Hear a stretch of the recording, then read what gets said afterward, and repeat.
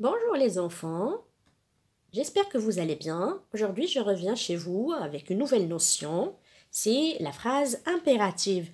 Donc, on va essayer d'étudier la phrase impérative sur le plan grammatical et en insistant sur le signe de ponctuation avec lequel elle se termine. Donc, je lis maintenant le support textuel. La première phrase. Respectons le code de la route. La deuxième. Arrête de jouer au ballon dans la rue. La troisième. Empruntez le passage pour piétons. La quatrième. Ne passe pas, le feu est vert. Donc, regardez bien les phrases.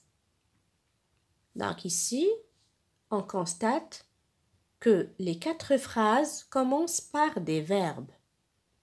La première phrase commence par le verbe respecter. La deuxième phrase commence par le verbe arrêter. La troisième phrase commence par le verbe emprunter. Et finalement, la quatrième phrase commence par le verbe passer. Sauf qu'il y a le mot de négation ne pas, parce que dans cette phrase-là, on exprime une interdiction. Donc, dans le cas de l'interdiction, on utilise un mot de négation, comme ne pas, on dit ne passe pas, ou bien ne jamais, ne passe jamais, ou bien ne plus, ne passe plus. Maintenant, regardons la fin de chaque phrase. Donc, on va voir le signe de ponctuation avec lequel se termine chaque phrase. La première phrase, respectons le code de la route. Cette phrase se termine par un point simple. La deuxième phrase, arrête de jouer au ballon dans la rue. Elle se termine également par un point simple. La troisième phrase, empruntez le passage pour piétons. Ici, il y a un point d'exclamation. Et finalement, ne passe pas, le feu est vert.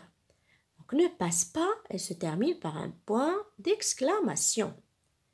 Donc, lorsqu'on parle d'une phrase impérative, on parle d'une phrase qui commence par un verbe et qui se termine soit par un point simple ou bien un point d'exclamation. Et maintenant, dans la dernière étape, on va essayer de mettre en évidence le rôle de la phrase impérative. Autrement dit, on va essayer de préciser les circonstances dans lesquelles on utilise ce type de phrase. Bon, ici, je vous ai proposé 3 items. Le premier item, écoutons bien notre professeur. Le deuxième item, viens ici immédiatement. Le troisième item, ne parlez pas pendant le cours. Donc, le premier item, écoutons bien notre professeur, sert à exprimer un conseil. Donc ici, dans cette phrase, on donne un conseil.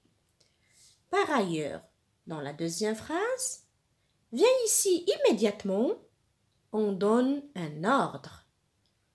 Et dans la troisième phrase, et comme on a dit auparavant, ne parlez pas pendant le cours. Ici, on exprime une interdiction parce qu'il y a une insertion d'un mot de négation. Ce qui est apparent ici, c'est ne pas. Maintenant, je récapitule. La phrase impérative exprime un ordre ou un conseil. À la forme négative, elle exprime une interdiction. La phrase impérative commence par un verbe conjugué à l'impératif.